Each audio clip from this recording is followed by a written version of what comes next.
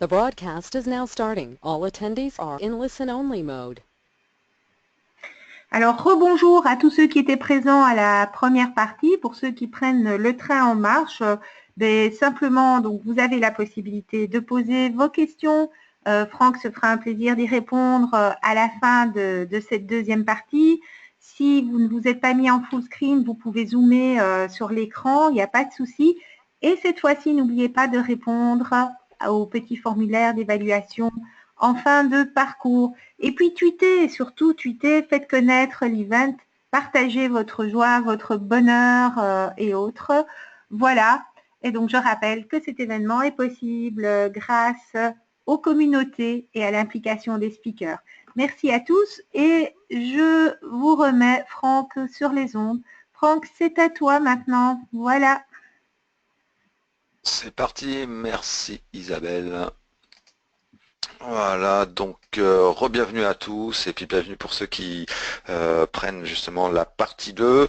Donc dans la première partie, on a vu principalement tout ce qui était stockage dans Azure avec les comptes de stockage et on a commencé à parler donc des bases NoSQL. Et ben dans cette partie, on va aller un peu plus loin et on va commencer à parler maintenant de la solution NoSQL que propose Microsoft dans Azure qui est DocumentDB. Alors tout de suite, on sur les bons slides. Voilà, boum, ça va être, voilà, ça c'est bien. Donc, DocumentDB, solution NoSQL que propose Microsoft. C'est une solution, donc c'est une base de données NoSQL de stockage de documents. D'accord, c'est un service qui est managé pour vous. Qui est là pour vous donner un maximum de flexibilité, de performance et d'assurer justement la montée en charge qui est une des caractéristiques justement des bases NoSQL. Alors, c'était un petit slide marketing pour dire voilà, qu'on a de plus en plus de clients qui l'utilisent. Sachez qu'en interne chez Microsoft, DocumentDB est utilisé pour stocker tous nos documents que l'on fait avec OneNote. Et c'est vous dire qu'il y en a beaucoup, donc c'est vraiment quelque chose qui, c'est vraiment une solution qui s'est encaissée en termes de volumétrie. Alors, pour aller un peu plus dans le détail de DocumentDB, en fait, c'est une base de données de type document et vous allez structurer vos informations, vos documents, donc au format JSON, d'accord, pour décrire l'ensemble d'informations que vous voulez mettre dans votre document. Ce qui veut dire qu'il n'y a pas de schéma établi, hein, donc chaque document peut avoir sa propre structure si vous le souhaitez. Et par contre, ça va rester une base de données requêtable. Et ce qui va être intéressant, et on le verra dans la démonstration, c'est aussi que ça va être requêtable, avec un langage qui est très très proche du Transact SQL. Juste pour que vous ayez un petit aperçu, une petite vision de comment est organisée donc une base de données DocumentDB, ou plus précisément lorsque vous allez créer un compte DocumentDB. Quand vous allez aller sur le portail Azure pour créer une base de données DocumentDB, en fait, au début, vous allez créer un compte, d'accord, un compte DocumentDB. Et ce compte DocumentDB pourra avoir une ou plusieurs bases de données. Cette base de données, en fait, ça va être une sorte de conteneur qui va contenir plusieurs objets. Alors, des objets type utilisateur ou type collection.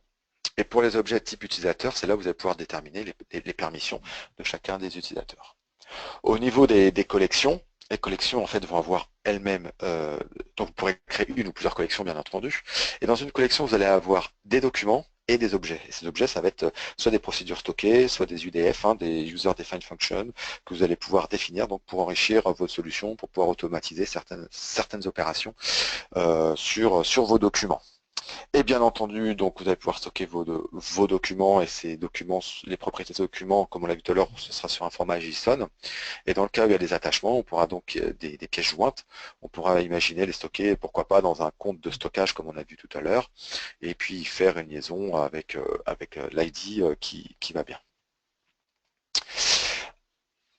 Alors, en termes de requêtage, les documents sont vus arbres et surtout comme c'est un service managé pour vous, hein, finalement c'est un service que vous allez consommer via le portail, hein, vous vous occupez finalement que de votre logique métier et du stockage de documents, toute la tuyauterie derrière c'est Azure qui le fait pour vous, donc l'indexation de vos données est automatique, mais vous pouvez le débrayer ou le modifier, hein. Donc ça, là-dessus, il y a toute la documentation qui va bien.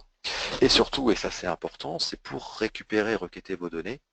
Voilà, vous allez le faire de cette manière-là.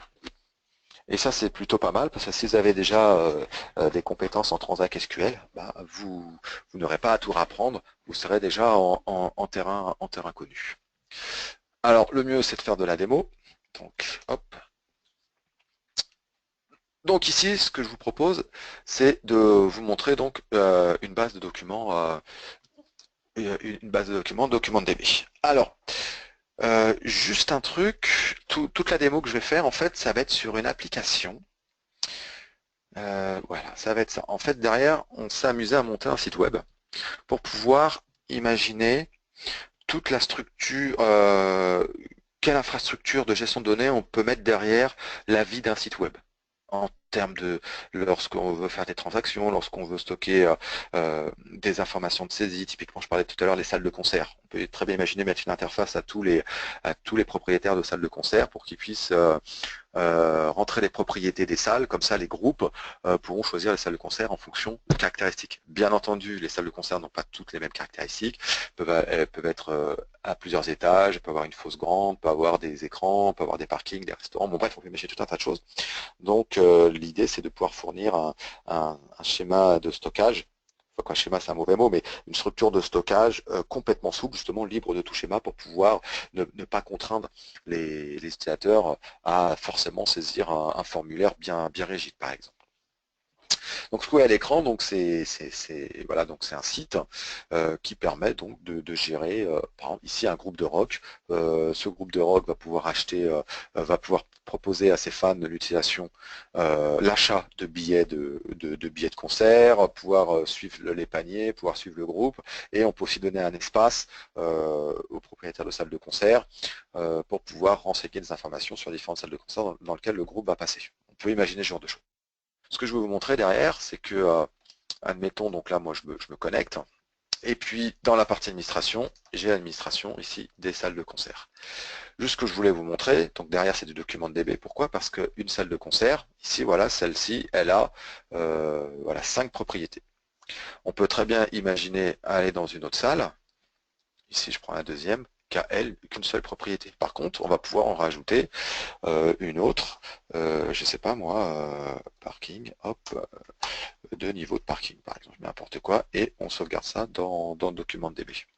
Ce qui fait que en fonction de ce que l'on souhaite créer, on ne sera pas assujetti à un format en fait. Voilà, on va juste remplir un formulaire et boum, c'est direct, on va le stocker dans le document DB. Alors le mieux c'est que je vous montre techniquement derrière comment ça fonctionne. Alors pourquoi je vous ai montré cette appli? Pour vous montrer quelque chose, on va un petit peu sortir du sujet, mais maintenant dans Azure, vous avez la notion de ressources groupes. Et ces ressources groupes, ça vous permet ici, typiquement, de créer un ressource groupe et de pouvoir créer dans ce ressource groupe toutes les ressources propres à votre application. Ce qui fait que vous allez pouvoir imaginer un gros conteneur dans lequel vous allez pouvoir isoler les bases données, les traffic managers, les sites web, les bases documentaires pour une même appli. Pouvoir maîtriser en plus les coûts via le ressource groupe et surtout pouvoir isoler tous les composants de cette appli et en termes d'administration pour faciliter grandement les choses. Donc dans ce ressource groupe, j'ai tous les composants ici, toutes les ressources en fait propres à l'appli que je vous ai montré précédemment, dont la partie document DB ici. Document DB en fait, c'est voilà, ça se matérialise comme ça en termes de visu dans Azure, d'accord, et ça se crée très facilement hein, en faisant un nouveau. Voilà, donc c'est juste pour vous montrer. Hop, nouveau, base de données. Document DB qui est caché là, voilà. Ah oui, grosse nouveauté dont j'ai tweeté hier, mais à l'envers. Donc j'ai inversé les mots. Maintenant, on supporte le protocole pour MongoDB. Hein, si vous voulez faire des applications aussi pour MongoDB, donc on le supporte. Donc ça c'est plutôt pas mal. Cliquez ici, hop, vous allez pouvoir créer votre base de données documentaire. Il va vous demander, voilà, en termes d'API, qu'est-ce que vous voulez choisir, type de document DB ou MongoDB. Et puis ensuite, rentrer les informations pour la création de cette base de données. Donc voilà, je ne vais pas le faire hein, pour gagner un peu de temps, c'est juste pour vous montrer comment c'est simple à créer. Donc je vais revenir dans mon ressources groupe de mon application. Voilà, et je vais chercher le Live from Air. Dans ce compte document DB, j'ai plusieurs bases de données. Donc ici, hop, j'en ai 3. J'ai 3 bases de données. Et dans ces bases de données, je peux avoir plusieurs collections. Typiquement, si je vais dans Music Store ici, j'ai 2 collections. Quand je clique sur Music Store, par exemple, là, je vais pouvoir voir ici donc comment les requêtes qui ont été faites. Et puis surtout, je vais pouvoir voir mes différentes informations sur mes collections. Typiquement, si je prends Music Collection, je vois quelque chose qui est intéressant, donc les informations en termes de prix, donc, et surtout en termes de bande passante. Il faut savoir que la facturation est ce qu'on appelle au request unit, au RU, et c'est ça qui va déterminer la facturation de votre document de DB. Bien entendu, ça vous pouvez le changer, hein, donc il suffit de cliquer ici et de cliquer sur Scale and Settings et de modifier la capacité de vos bases de données si jamais l'utilisation augmente ou diminue. Comme ça, vous pouvez ajuster les coûts au plus près de votre consommation réelle. Ce qui est intéressant, c'est que l'interface va vous permettre donc de naviguer très facilement donc au sein de votre base de documents. D'accord? Donc ici, je suis dans ma collection. Et dans ma collection, j'ai tout un tas de documents. Et puis si je clique sur un des documents, ici, boum, voilà, je vais pouvoir ici avoir l'accès à ce document avec ici donc une structure particulière donc de stockage de documents. Comme je disais tout à l'heure, donc hop, je vais refermer, voilà, je vais refermer ici. On peut aussi vous proposer de faire du Query Explorer. Ce qui fait que voilà, vous voyez quelque chose que vous connaissez sûrement bien en termes de forme, hein, donc du Transact SQL, c'est très proche du Transact SQL. Et donc là, boum, je peux faire une run query. Et donc il va me retourner l'ensemble d'informations de mes documents. Je peux très bien dire aussi, bah, je peux après, voilà, where c.artist name égale prince, voilà, hop, ici, et donc ressortir donc tous les documents qui sont liés à Prince. Sauf que là, il m'a rien sorti, je ne sais pas pourquoi. Tac, tac, tac. Hop, portage, je suis bien dedans. Pouf. Et bah oui. Donc, il faut peut-être que je fasse attention. C'est point artiste name avec un majuscule égale Prince. Pouf. Et là, ça devrait beaucoup mieux marcher. Et ben non, ça marche pas. Je sais pas ce que j'ai fait, pourquoi ça marche pas. Bon bref, je ne vais pas m'éterniser là-dessus, mais vous avez compris le principe. De toute façon, je vais vous montrer une vraie requête ici. Tout ça pour vous dire, voilà, je vais aller chercher cette requête-là pour vous montrer en fait qu'il y a aussi des clauses qui sont intéressantes avec la notion de distance. Donc vous pouvez aussi faire des requêtes avec des clauses sur la localisation de vos données à partir du moment où vous avez d'informations de localisation dedans. Alors là, je vais reprendre dans une autre base de données, une autre collection. Et non, je vais plutôt prendre les événements. Donc on peut très bien après imaginer dans l'application que je vous ai montré, dire ben voilà, de localiser les événements qui seront proches de moi, par exemple. Donc on peut imaginer faire ce type de requête. Voilà, boum, et lui dire, voilà, donne-moi tous les événements qui se trouvent à moins de 5 km de moi. Alors ici, j'ai un peu triché, bien entendu, parce que j'ai mis en dur les coordonnées. Ce sont ni plus ni moins les coordonnées des locaux de Microsoft à Issy-les-Moulineaux en France. D'accord. Et donc là, dit à moins de 5 km, bah voilà les 3 événements qu'il y a. Bien entendu, si j'augmente un peu cette distance, si tout va bien, il devrait me plus d'événements. Voilà, effectivement, c'est ce qu'il fait. Et donc c'est pas mal parce que vous pouvez imaginer donc dans votre appli faire de la géolocalisation, localiser les événements qui sont plus proches de moi, etc. Rien qu'en utilisant donc les fonctionnalités qu'on vous propose nativement dans Document DB. Et puis ce qui est pas mal aussi, c'est que ça vous donne des informations sur la charge, les résultats et tout, etc. Voilà, donc ce que je voulais vous montrer sur Document DB rapidement, en termes de gestion de base de données documentaire. essayer de vous montrer un peu la structure en termes de base de données, collection, documents, et puis surtout les fonctionnalités avancées qu'on peut imaginer de faire en Transact SQL et avec les clauses, des clauses sympas comme la géolocalisation qu'on peut mettre dans nos requêtes. Voilà, donc je vais continuer sur les slides. Alors, jusqu'à maintenant, ce que je vais montrer, c'était document de DB, donc pour plutôt du stockage type NoSQL, type documentaire. Mais pour tout ce qui est partie transactionnelle, donc on a bien entendu SQL Server qui existe en service en tant que Azure, donc en PaaS, plateforme as a service, et que vous pouvez donc provisionner via le portail rapidement. Donc pour vous, on va provisionner les serveurs, la géoreplication automatique, et puis en fonction de la capacité que vous souhaitez avoir, et ben vous paierez plus ou moins cher en fonction de la puissance que vous allez louer. Alors là, le slide n'est pas super à jour parce que maintenant, en premium, par exemple, on peut aller jusqu'à P11, il me semble. Donc, on a considérablement augmenté la puissance des machines. Le prix aussi, bien entendu, hein, tout va avec.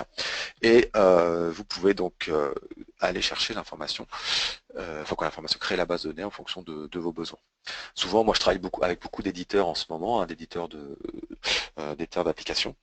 On part souvent en basique pour le début de l'application, le début de la vie de l'application, puis après en fonction de la charge, de la volumétrie, de données qu'on doit stocker et tout, on augmente la charge, on augmente la puissance vers du standard ou du premium en fonction des besoins.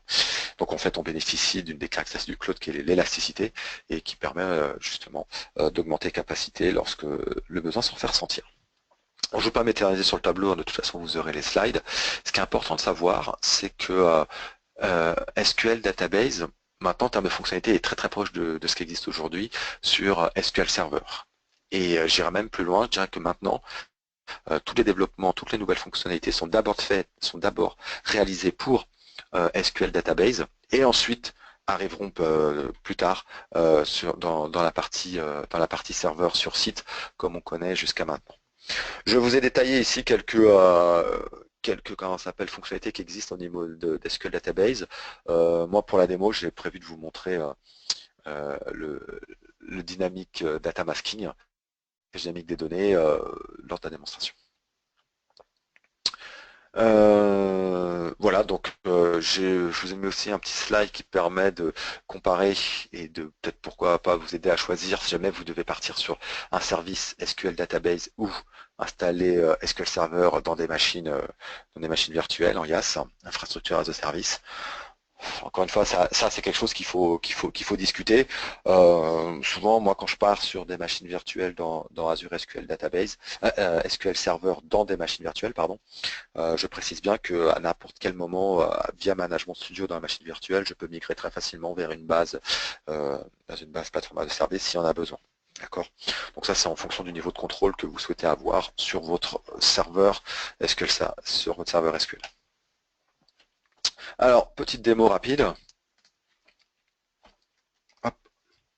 Si je reviens ici sur mon site web, admettons, boum, je vais en Home, je fais un sign off et je vais me connecter avec un autre compte. Hop.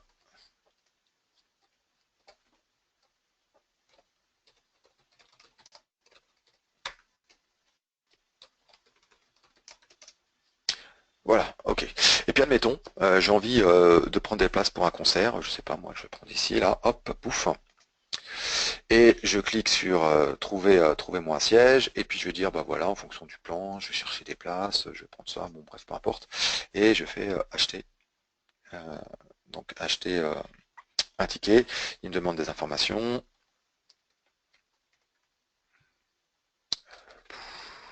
Je fais n'importe quoi, voilà.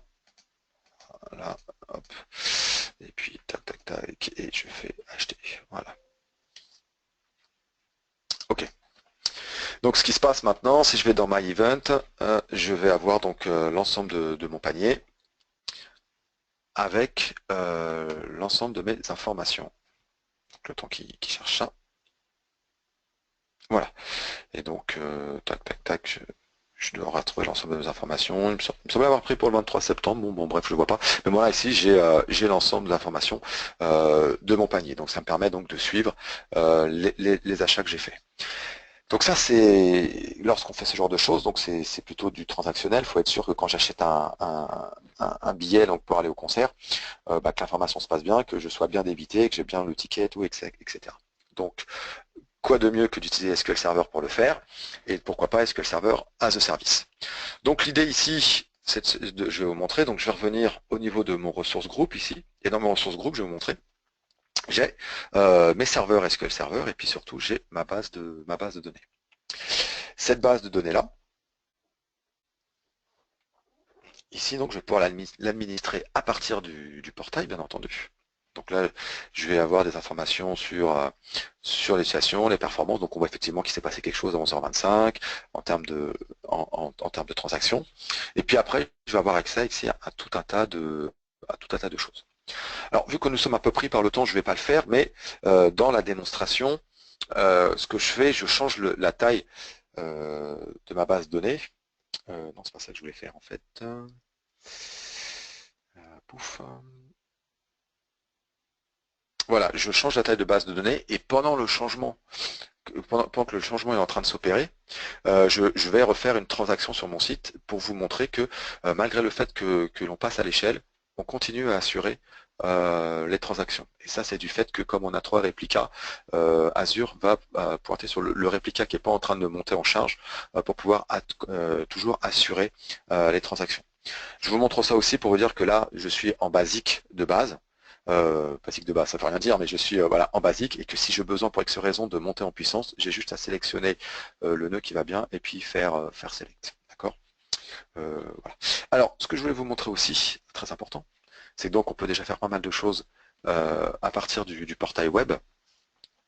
Ok, mais il est aussi possible de l'administrer avec Management Studio. Ce qui fait qu'il suffit donc de copier cette adresse-là, d'ouvrir un Management Studio.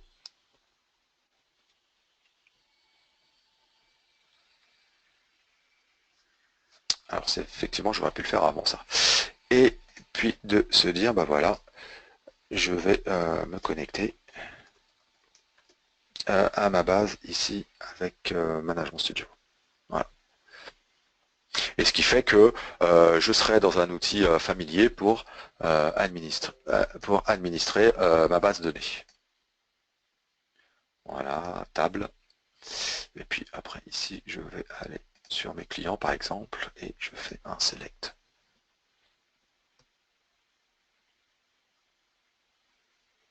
Et normalement, il va me retourner les quelques données sur mes clients.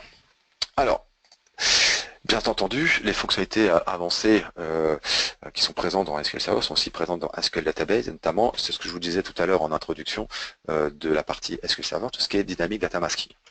Si je reviens sur mon site ici, admettons, et que je me déconnecte en tant qu'administrateur, que je me déconnecte en tant que Franck et je me reconnecte en tant d'admin, on peut très bien imaginer de dire que l'administrateur du site, c'est un administrateur fonctionnel. Ce qui fait que quand il va dans la partie admin, et quand il va dans la partie administration des comptes, on peut très bien dire, c'est peut-être un peu moyen de lui donner accès finalement au numéro en clair, au numéro des cartes de crédit, pourquoi pas au mail. On peut imaginer tout un tas de scénarios. Et ben, à partir du portail, vous pouvez très bien dire maintenant, je vais sur la partie Dynamic Data Masking de ma base de données, et puis je vais y appliquer des règles plutôt fonctionnelles, et dire, ben voilà, ici, dans la partie ma table customer, ben, tout ce qui est tout ce qui est credit card, ben, je vais rajouter un masque. Voilà. Et donc là, ici, boum, il a rajouté un masque sur la carte de crédit. Et puis je vais lui dire sur l'email, sur Customer, ici encore, je vais rajouter un masque. Ce qui fait que maintenant, si je sauvegarde les modifications, donc ça va prendre quelques secondes, voilà, et que je reviens ici sur le site et que je fais un refresh, si tout va bien, voilà, mes données sont masquées maintenant. Ce qui fait qu'en tant qu'administrateur fonctionnel, je n'aurai pas forcément accès à ces données et ça permet donc de garantir déjà un premier niveau de sécurité. Ce qui est intéressant, c'est que ça redescend aussi au niveau Management Studio. D'accord? Alors par contre, il faut faire extrêmement attention D'ailleurs, c'est bien dit sur le site, mais des fois, on ne lit pas tout. Moi, le premier.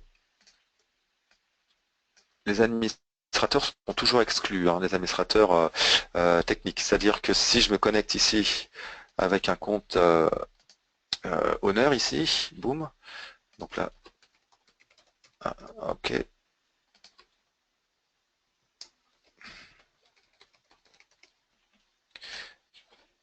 Et comme il fait partie, donc comme il est développeur, donc fait partie du groupe admin, si je vais dans Customer, table, dans la base Customer, dans la table Customers, et que là maintenant je fais un select, je vais voir les données en clair.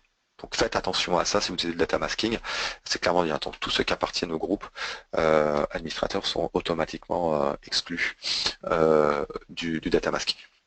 Voilà pour la petite info. Voilà donc ce que je voulais vous montrer rapidement donc sur une des formes de stockage hein, qui est SQL Server, Azure SQL Database dans comment s'appelle dans Azure. Alors ça c'est très bien, mais donc je vous ai montré rapidement sans le faire, mais qu'on pouvait monter en charge la base de données. Donc là, je partais en basique. Si je veux de plus de puissance, je peux passer en standard 2, je peux revenir en standard 1, passer en premium. Bref, ça, je peux le faire, mais de façon manuelle.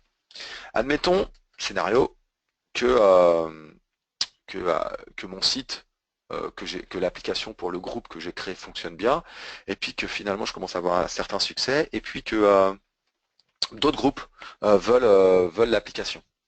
Et donc, bah, je commence à avoir du succès, je commence à manager 1, 2, 3, 10, 20, 15 groupes. Et ben, quid des bases de données derrière, surtout les bases de données transactionnelles, pour pouvoir gérer la charge. Après, alors, il y a tout un tas de débats au niveau de l'architecture que vous pouvez mettre en place. Mais je sais que moi, j'ai de plus en plus d'ISV, de clients qui disent, bah voilà, un client, une base, notamment pour assurer, être sûr à 100% de l'isolation des données et qu'en termes de développement, de ne pas se prendre la tête à faire des clauses dans tous les sens, à tester si c'est bon, le bon client pour aller chercher l'information qui se trouve dans une base multi-client. Donc, j'ai de plus en plus de clients qui font ça. Le problème de ça, c'est qu'effectivement, en termes de coût, bah, ça peut être un peu plus cher. Même si on y gagne en termes d'administration et garantie de sécurité, mais il y a quand même la notion coût à prendre en compte. Mais surtout à la montée en charge, si j'ai 3 bases de données à gérer, je peux le faire à la main, mais si j'en ai plus de 200, bah, ça va vite devenir compliqué et pénible. C'est là où intervient une notion qu'on appelle l'Elastic Database Pool. Donc dans Azure maintenant, vous avez la possibilité de créer des pools. Donc ce que vous voyez à l'écran, c'est une petite vidéo qui illustre en fait ce que je vous étais en train de vous raconter précédemment. Donc j'aurais dû lancer la vidéo en même temps, je suis bien désolé. Dire bah voilà, en fonction du nombre d'utilisateurs, la vraie vie de mes bases de données. Donc là en fait, vous voyez S0, S1, S2, j'ai fait une enveloppe de puissance. Parfois elle n'est pas complètement utilisée, mais des fois, boum, ça explose. Parce que j'ai trop d'utilisateurs et ça n'arrive plus à répondre, les temps de réponse deviennent vraiment pas bons et bah, ça génère de l'insatisfaction client et tout, etc. Avec l'Elastic Database Pool, vous allez créer donc un pool de données, en fait une enveloppe de puissance dans laquelle vous allez mettre vos bases de données. 1, 2, 3, 20, 40, 50, 200, en fonction du niveau que vous avez choisi. Et pour vous, l'Elastic Pool va adapter la puissance de vos bases de données donc dans cette enveloppe de puissance hein, en fonction de son utilisation. Ce qui fait que vous n'aurez plus besoin de gérer manuellement l'ensemble de vos bases de données qui se trouvent dans le pool. Nous avons un client qui a témoigné au MS Experience sur le site, hein, que je vous invite à voir, msexperience.microsoft.fr, où il disait justement qu'il a utilisé l'Elastic Pool pour justement s'affranchir de l'administration manuelle de ces 206 bases qui sont en production. Et surtout, ces 206 bases sont rentrées dans un pool, et un pool, c'est un taux fixe en termes de prix, ce qui fait qu'avant, il avait 206 bases unitaires qui devaient payer en fonction du niveau de performance qu'il a comment s'appelle, provisionné. Donc même si vous faites du 206 x 4, eh ben, ça fait quand même une certaine somme. Le pool de données, lui, va être à moins de 200 € par mois peu importe le nombre de bases de données que vous allez mettre dedans. Le prix que je vous donne, c'est un prix à titre indicatif pour un pool standard, d'accord? Après, il y a plusieurs niveaux de pool, bien entendu. Et donc, au début, bien sûr, il est parti sur un pool standard, et ça lui a permis non seulement d'optimiser les ressources et la puissance de ces bases de données en diminuant les coûts, et surtout en termes d'administration. Vous pouvez faire une administration globale au niveau du pool, surtout si vos bases de données ont quasiment toutes le même schéma. Alors le mieux, c'est que je vous fasse une petite démonstration, et puis bien sûr, je vous invite à voir la vidéo qu'on a fait ensemble. Tout simplement, ça vous donnera une bonne idée de ce que c'est que le pool. Alors, ici, je veux bien ce que j'ai fait. Pour justement le pool, j'ai créé donc un autre source group dans lequel, voilà, hop, un autre source group, dans lequel maintenant j'ai simulé plusieurs clients. Donc là, j'ai mon client 1, client 2, client 3, client 4 et tout, etc. Et voilà, et ici, j'ai mis mon Elastic Pool. Donc là, j'imagine que j'ai plusieurs groupes. D'ailleurs, donc j'ai créé un autre site web donc pour un autre groupe. Bon, bref, peu importe. Et là, ici, dans ce pool, j'ai mis mes 4 bases de données qui sont présentes ici. Pour le moment, le pool, je le sollicite pas trop, vu que bon bah il se passe pas grand-chose. D'accord. Ce qui est intéressant, c'est que vous pouvez voir l'utilisation du pool. Voilà, donc pour le moment, il est plutôt plat. Et puis, vous pouvez le configurer, ce pool, bien entendu. Tout ça, vous pouvez le faire à partir du portail. Et puis, quand vous allez configurer le pool, vous allez pouvoir choisir quelle est la puissance que vous allez donner au pool. Alors, effectivement, je l'ai vu tout à l'heure, mais au niveau de SQL Database, la puissance va se mesurer en DTU, Database Transaction Unit, si ma mémoire est bonne. Et pour un pool, c'est un IDTU, d'accord? Et le DTU, en fait, c'est une base de mesure en fait qui va faire la combinaison du triptyque entre mémoire, CPU et I/O, d'accord? Et donc, vous voyez, donc en fonction de vos besoins, vous pouvez augmenter la taille du pool. Le pool en standard ici, voilà, je le mets en standard, il fait 183 € par mois, et dedans, vous pouvez mettre jusqu'à 200 bases de données. D'accord? Alors moi ce que je vous propose ici, c'est de stresser tout ça. Et donc ici, j'ai prévu 3 load générateurs ici, donc qui vont envoyer de la requête en masse sur le pool. Donc là, je vais attaquer le premier site, ici, qu'on a vu tout à l'heure, et moi je suis intéressé par le Zombie iTour, et on va dire, voilà, on va faire 800 000 achats par paquet de 200. Ok, et c'est parti, on envoie la sauce. Donc là, il est tout seul, la requête va être tout seul dans le pool, boum, ça va envoyer ici au maximum, au maximum d'informations que ça peut prendre. D'accord? Donc là, c'est en train de prendre la puissance, ça va monter doucement. On va maintenant simuler un deuxième achat maintenant sur le deuxième site, donc maintenant sur le site Julie on the Plant, d'accord? Et là, 300 000 achats sur la deuxième base de données qui se trouve elle aussi dans le pool. Boum, c'est parti. Donc là, ce qui va faire les deux transactions ici, ils vont se répartir la puissance dans le pool. D'accord. Donc là, ok, j'ai deux transactions, et puis si les transactions peuvent être la demande en ressources par les transactions peut être encaissée par le pool, il va le faire, et lui, le pool va basculer les requêtes, la puissance en fonction des requêtes, dans la limite du pool qui est de 100 EDTU. Et pour le moment, tout a l'air de bien se passer. Ici, je suis à peu près à 600 tickets par seconde, et là, je suis un peu plus. Et maintenant, je vais envoyer une troisième requête qui, elle, va être un peu plus méchante, parce que ça va être sur 500 000 tickets par paquet de 4000. Donc là, hop, j'envoie. Et là, donc, ça va être une transaction qui va demander beaucoup, beaucoup de puissance. Et donc, ce qui va se passer, il va demander plus de puissance. Donc, le pool va diminuer la puissance qui a été allouée aux premières transactions. Et vous voyez ici, le nombre de tickets par seconde est en train de descendre. Ce qui fait que le pool automatiquement va redistribuer la puissance en fonction des requêtes qui rentrent et sur les différentes bases de données pour être sûr de répondre au mieux aux transactions rentrantes.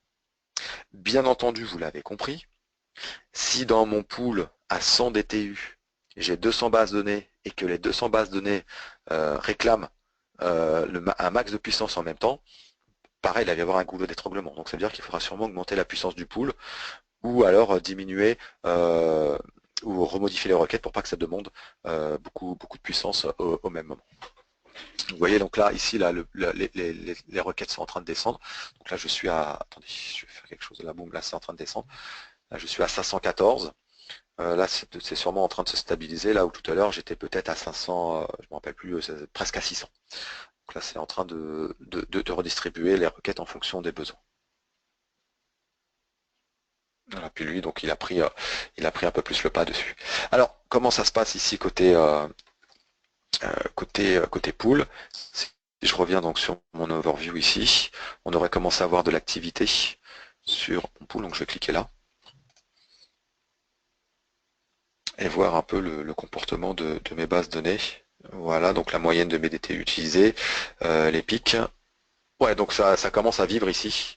Donc je pense que dans quelques instants, on verra quelque chose d'un peu mieux. Je vais recommencer. Puis sinon, je ne vais pas trop perdre mon temps là-dessus.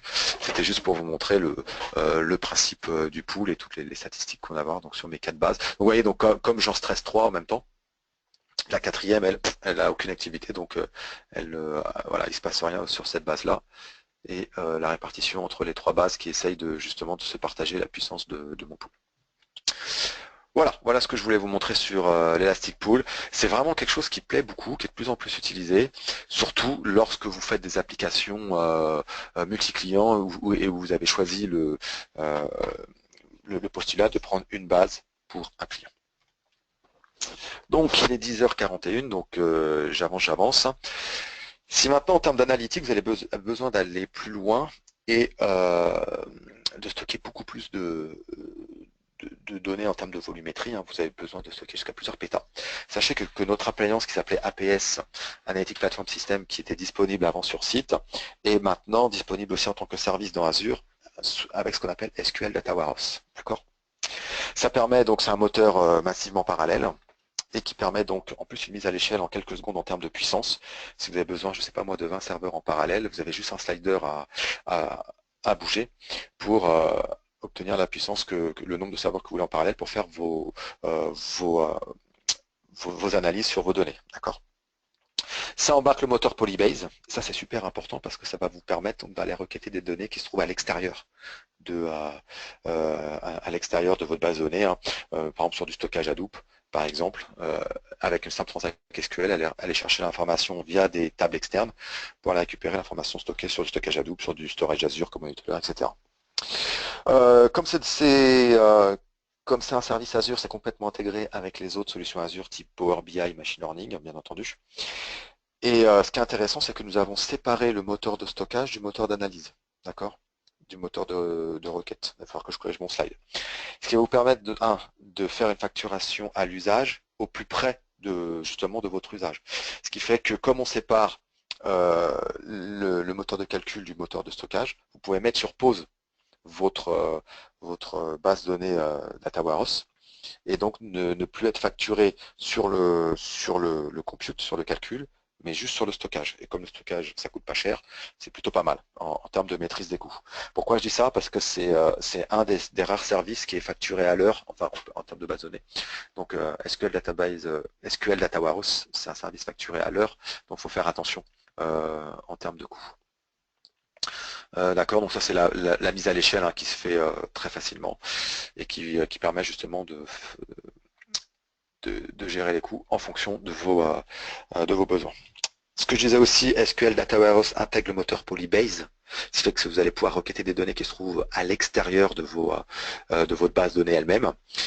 Typiquement, nous on a fait un projet où le client mettait ses logs sur un stockage Azure. Avec SQL Data Warehouse, on avait fait un create external table pour aller attaquer ce stockage Azure avec des simples requêtes SQL. Et quand la performance devenait moins bonne parce qu'on s'est retrouvé avec beaucoup de logs, hein, chaque jour il mettait un fichier qui faisait entre 10 et 15 gigas. Donc les premiers jours ça allait, mais au bout d'une dizaine de jours, on se retrouvait avec une belle volumétrie. Et ben on a fait un create table as à partir de cette table externe pour rapatrier les données dans SQL Data Warehouse. En fait, ça faisait une sorte de tel simplifié et ça c'est plutôt pas mal pour récupérer les données et les mettre directement dans Data Warehouse. Comme en plus on fournit un connecteur standard Data Warehouse vers Power BI, et ben ça nous permet après de faire avec juste 3 solutions un stockage Azure SQL Data Warehouse Power BI, une solution de bout en bout, de la donnée brute à de la donnée analytique analysée avec du Power BI en multidimensionnel et en interactif. Hop. Alors ça, je vais très très vite hein, parce que je vois le temps qui tourne et j'aimerais laisser un peu de place aux questions. Juste pour vous montrer donc Data Warehouse très rapidement. Voilà, donc ici, boum, je vais sur mon Data Warehouse. Non, ça c'est mon Data Lake. Je ne sais pas si on aura le temps de faire des démos Data Lake, malheureusement. Finalement, j'ai dit 2 heures, j'aurais peut-être dû dire 3. Bon, bref, c'est pas grave. Ce que je voulais vous montrer, donc,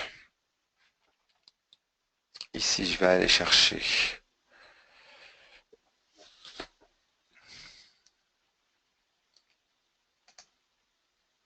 mon serveur Data Warehouse.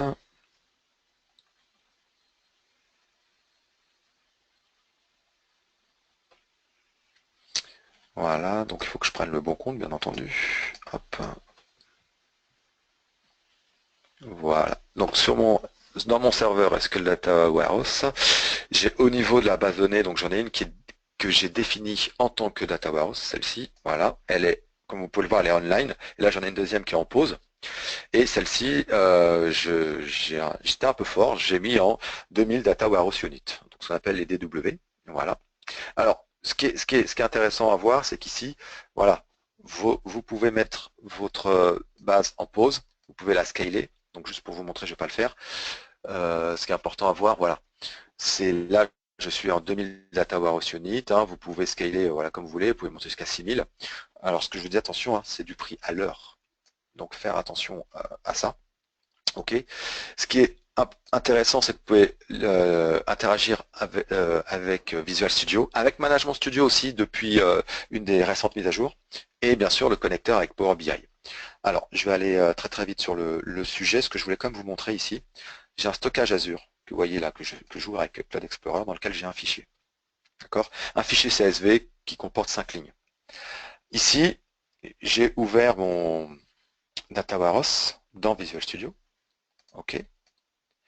Et là, j'ai créé des tables externes, dont une qui pointe vers ce fichier CSV. Ce qui fait que si je fais un select étoile from mon external table, en fait, mon external table, je l'ai créé en fait un create external table en appliquant une sorte de schéma vers mon fichier CSV qui se trouve dans mon stockage Azure. Ce qui fait que là, il est en train de requêter mon stockage Azure et boum, il me ressort 5 lignes. Pourquoi ça c'est pas mal? Parce qu'admettons, là, je vais dans mon stockage Azure, fichier, je vais chercher un deuxième fichier qui a aussi 5 lignes, hein, je ne me suis pas embêté.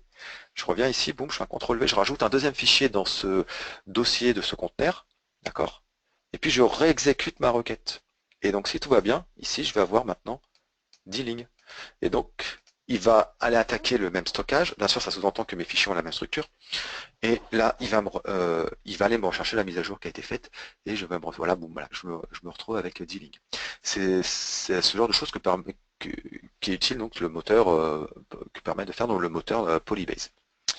Autre point que je voulais vous montrer très très très rapidement, c'est qu'ici vous avez aussi le connecteur vers Power BI. Ce qui fait que si je clique dessus, il va vous faire la connexion. Les connexions qui va bien pour Power BI. D'accord, donc il va vous demander de renseigner les informations et tout qui vont bien. Je l'ai déjà fait pour gagner un peu de temps, donc je vais utiliser ce que j'ai déjà fait. Voilà, bon en fait, vous mettez vos credentials, tout qui va bien. Et donc ici, si je reviens sur mon workspace, voilà. Donc au niveau de mon dataset, j'ai mon frommer DW. Si je clique dessus, je vais pouvoir le requêter. Ce qui est intéressant, c'est que comme vous êtes dans une base SQL Server, Azure SQL Server Data Warehouse, vous avez tout ce qui va bien, c'est-à-dire vous avez le column store index, le memory et tout et compagnie. Ce qui fait que là, juste pour vous montrer la base sur laquelle je vais faire un petit rapport vite fait, c'est une base qui comporte presque 6 milliards de lignes. Je vais juste mis un column store index dessus. Hein.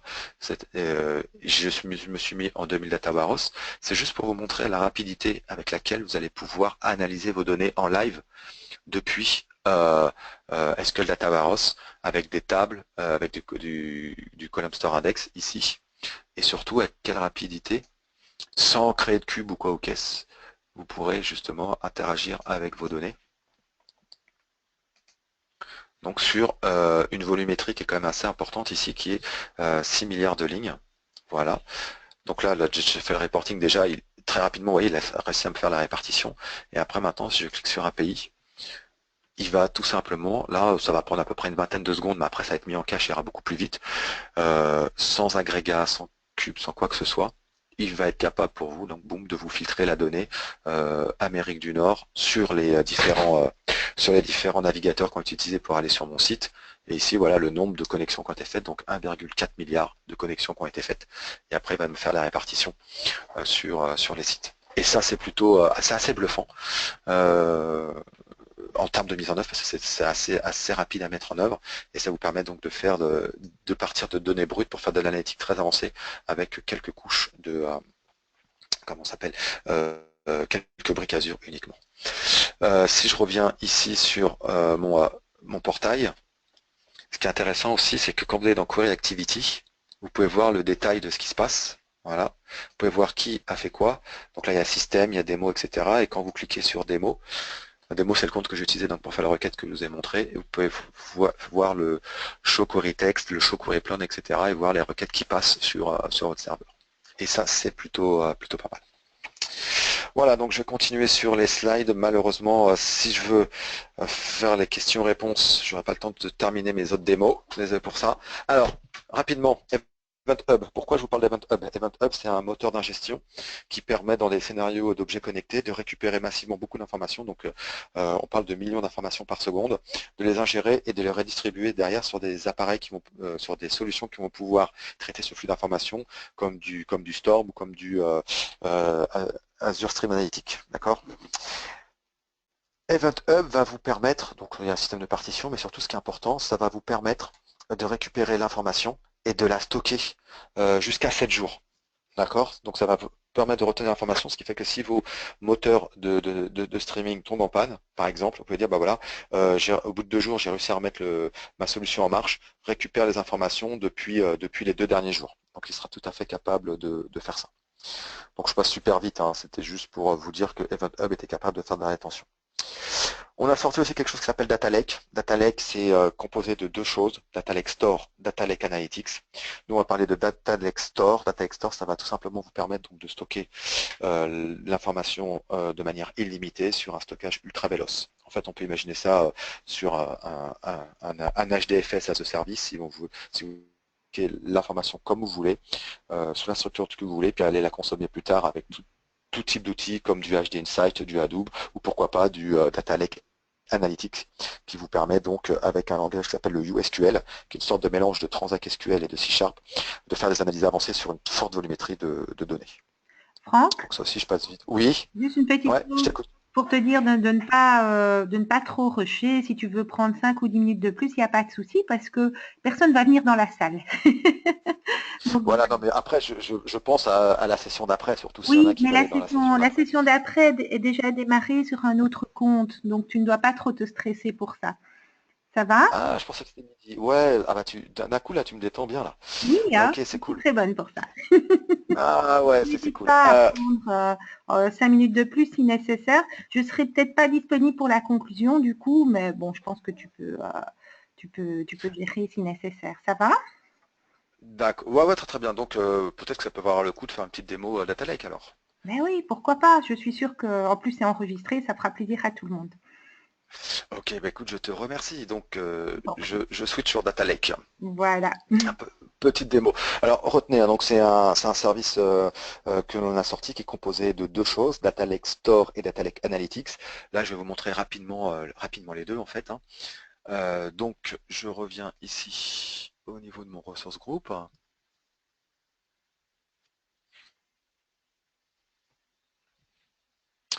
Voilà, je vais aller chercher le compte dans lequel j'ai mon Data Lake.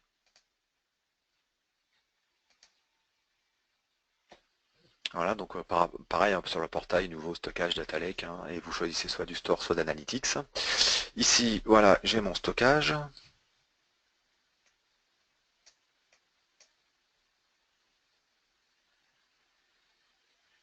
Voilà, et ce qui est intéressant, donc après bien sûr, hein, vous pouvez avoir accès aux propriétés, tout ça, l'évolution de mon stockage, donc vous voyez, hein, ça évolue pas beaucoup dans mon compte de stockage. Ce qui est intéressant, c'est ça, c'est le Data Explorer, ce qui va vous permettre déjà de naviguer un petit peu dans vos données. Et puis moi, donc là, j'ai fait pour mes petites démos, hein, j'ai pas fait quelque chose de très impressionnant à ce niveau-là, mais c'est voilà, j'ai mis des fichiers dedans, un fichier CSV, et puis bien sûr, si je clique sur ce fichier CSV, je vais pouvoir avoir une visu des données qui se trouvent dans ce fichier. Ici, donc, c'est tout simplement un fichier CSV, on a récupéré tout simplement les informations sur Twitter, on a fait quelque chose d'assez simple. Pourquoi on a fait ça? Parce que je voulais vous montrer quelque chose. Ça, c'est le store, c'est le stockage de mes données. Et dessus, ça va servir en fait de base pour alimenter n'importe quel outil d'analyse. Comme je disais tout à l'heure, ça peut être du Hadoop, du HD Insight qui embarque de l'Hadoop, hein, ou ça peut être directement Data Analytics Store. Non, j'ai dit une bêtise. Data Lake Analytics, pardon, Data Lake Analytics, qui va vous permettre, sans monter de cluster ou quoi ou qu'est-ce, d'aller utiliser un service qui va venir taper dans le Data Lake Store pour récupérer les données et faire des analyses. Et pour ce faire, une des solutions, ça peut être l'utilisation du USQL. D'accord? Donc ici, il y a un add-in, un data lake hein, que vous pouvez installer, et puis vous pouvez faire ce genre de choses. Donc vous reconnaissez sûrement du Transact SQL, du moins presque du Transact SQL.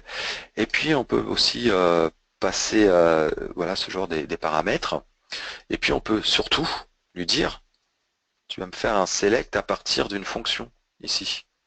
D'accord? À partir d'une classe. Et cette classe-là, en fait, elle est là. Voilà. Qui va faire pour nous ici un split hein, du texte sur l'arrobase pour pouvoir faire des agrégations sur le nombre de personnes qui ont tweeté ou qui ont retweeté. Ce qui fait que si je reviens ici, je vais pouvoir lui dire, eh ben, je vais aller chercher le data lake que j'ai besoin. Donc ici, je vais prendre lui, je vais prendre c'est lequel là tac tac tac. Ah, tu retrouves pas mon data lake, c'est bien dommage.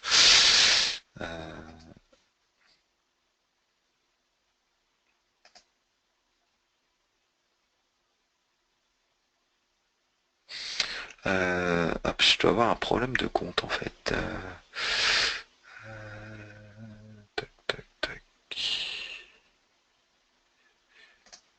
Ah, c'est pas cool ça. C'est pas cool.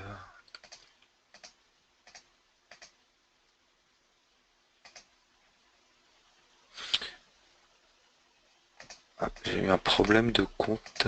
Je ne retrouve pas mon sandbox. C'est un peu ballot ça. C'est un petit peu ballot.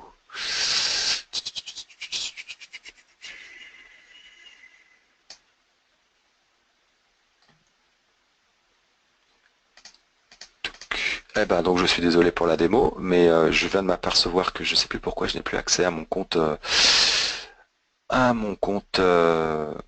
Data Lake. Donc je vous ai fait une fausse joie finalement. Alors attendez, est-ce qu'il n'y a pas moyen de se reconnecter ici, pourtant je suis bien là. Hop.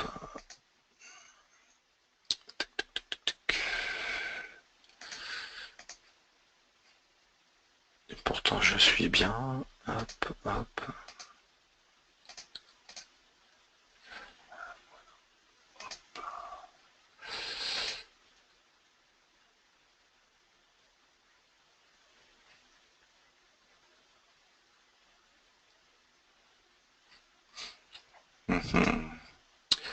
Data Factory. Ouais, j'ai pas. Ah, mon Data Lake. Est-ce qu'il est là?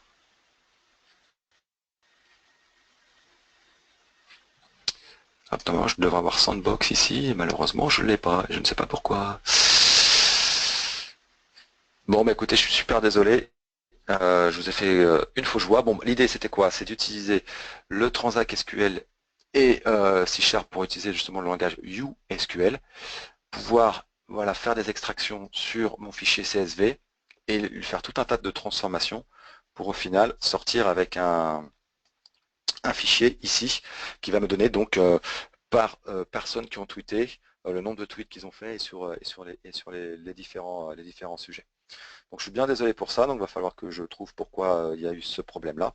Et donc je vais passer à la suite. Désolé pour la fausse joie. Touc, touc, touc. Bon bah finalement j'aurais pas dû la faire la démo. Enfin donc je vais terminer rapidement par Redis Cache. Redis Cache, donc c'est en fait pour créer un service de cache pour rendre l'information la plus rapide et la plus proche possible de vos utilisateurs. Donc en fait, je vais passer très rapidement ce slide, mais en fait simplement l'évolution, l'accès aux données a changé depuis ces 20 dernières années. Avant, lorsque vous créez un site web, l'information venait principalement de chez vous, de vos entreprises, de bases de données. Maintenant, ça peut venir d'objets connectés, de réseaux sociaux, etc. Et donc, il faut pouvoir agréger rapidement l'ensemble de cette information, puis surtout fournir une expérience de navigation aux utilisateurs la plus fluide possible. Donc tout ça pour vous dire que le monde change et que finalement le monde est devenu un réseau géant et qu'il faut pouvoir donc apporter l'information au plus proche possible et fournir des caches pour des données qui ne bougent pas beaucoup, comme des catalogues produits, ce genre de choses, ça peut être intéressant, notamment suite à des études qui ont été faites sur des grands acteurs du web comme Amazon ou Google qui se sont dit des temps de latence, ou des sites qui répondent pas extrêmement vite peut apporter soit des pertes sur des chiffres d'affaires, soit une redirection de trafic vers d'autres sites. D'où l'intérêt donc d'avoir la notion de cache. Donc dans Azure, on propose un cache, en fait on s'appuie sur la solution open source Redis et vous pouvez donc maintenant monter dans Azure le cache Redis. Donc c'est sur un stockage clé valeur donc pour une notion de performance et qui ressemble un peu à ce qu'on a vu tout à l'heure avec le storage et les tables en fait, la notion de clé valeur. Mais ça a aussi la capacité de pouvoir stocker des structures et de données un peu plus complexes en fonction de vos besoins. D'accord ? Le but, c'est aussi d'essayer de limiter la frontière entre le cache et les données réelles et de pouvoir donc très rapidement de basculer du cache à vos bases de données si jamais l'information n'est pas super à jour. D'accord. Donc c'est juste quelques mots pour vous dire, ça peut être aussi une solution de stockage pour vos données, notamment pour améliorer la performance de vos sites. Plus d'informations sur ce lien-là. Voilà, bon après ce sont des slides juste pour vous aider à démarrer sur Azure s'il y a besoin, si vous ne les connaissez pas. Et maintenant, on va passer aux questions. Désolé pour la fin et pour ce petit ratage sur la démo du Data Lake. Donc, j'étais le premier surpris parce que hier encore, j'avais accès à mon compte. Donc, il faut que j'investigue pourquoi. En tout cas, merci beaucoup d'avoir suivi ces sessions sur ces 2 heures. Si maintenant il y a des questions, n'hésitez pas. Alors, pour être honnête, je ne sais pas trop comment ça se passe. Voilà, je suis désolée, je suis de retour, je lançais l'autre session, c'est parfois un petit peu rock'n'roll. Ouais. Ok, donc je ne sais pas si tu as vu les questions, si tu as déjà pu y répondre ou pas. Pas du tout, non, j'ai rien regardé. Alors, je peux te les lire, sinon. Il y a Laurent qui demandait, est-ce qu'on peut mixer APS on-premise et APS on Azure? Et si oui, comment? Alors j'imagine que la question c'était, il y avait les deux. La personne a déjà une appliance sur site et ça serait plus pour faire du mouvement de données, c'est ça? Après, malheureusement, je vois qu'il a quitté la session. Donc, Ouais, en fait dans la session il n'y a plus beaucoup de monde, je viens de le voir aussi. D'accord. Ok, moi j'ai envie de dire que ça, à partir du moment où voilà, c'est des bases de données type SQL, si c'est mixé, c'est surtout faire des mouvements de données avec un ETL type SSIS, ça doit être possible. Après, il faut voir ce qu'il veut faire exactement. Donc ça peut valoir le coup de recontacter Laurent si besoin. Eh ben voilà, mais il a dit justement qu'il allait te recontacter parce qu'il partait vers la session SSIS, où il aura peut-être des réponses à ces questions d'ailleurs. Ouais. Ah ouais, bien raison, ok. Voilà. Il y avait une autre question, peux-tu confirmer que maintenant SSMS est capable de se connecter à APS? APS, je ne sais pas, par contre SQL Data Warehouse, oui. Ok. Ah oui, effectivement, Laurent, il dit je peux pas rester. Voilà. Ok, pas de souci. Voilà, donc s'il n'y a pas d'autres questions, merci d'avoir suivi cette session de 2 heures et en espérant qu'elle fut utile pour vous. Un tout grand merci, Franck, pour ton dévouement à la cause communautaire et au partage des connaissances. Voilà. Avec plaisir. Et bonne suite de 24 heures à ceux qui nous écouteraient encore. Il y a encore plein de sessions aujourd'hui et tout sera disponible après en streaming. Au revoir.